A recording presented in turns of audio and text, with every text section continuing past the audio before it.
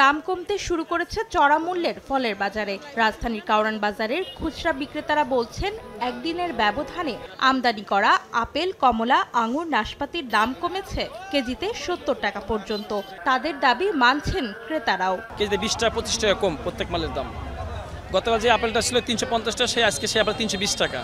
গতকাল নাশপাতি ছিল ৩০০ টাকা, আজকে ২৮০ টাকা। আরও দাম করুক, সহনশীল। তারা লাভ করবে না কেন? তারা তো ব্যবসা করে।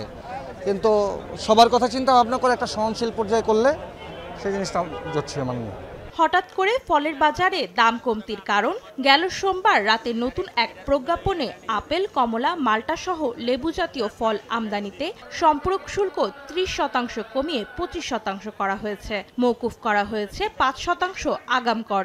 তবে ক্রেতা বিক্রেতাদের দাবি, ফলের দাম কমেছে ঠিকই, কিন্তু এখনো তা বেশ বেশি। আপেল ৪০০ টাকা কেজি সাধারণ মানুষের জন্য একটু বেশি। যাদের প্রয়োজন তারা খাইতেছে, যাদের খাইতে মন চায় তারা পারতেছে না খাইতে। আমরা যারা কিনি ওই কিছু কিছু করে কিনে নিয়ে যাচ্ছি আর কি। আর একটু কমলে সবাই স্বাচ্ছন্দ্যভাবে খেতে পারবে। আমদানিকারকরা বলছেন, এনবিআর এর শুল্ক কর কমানোর সিদ্ধান্তে ফলের দাম কমবে আরও।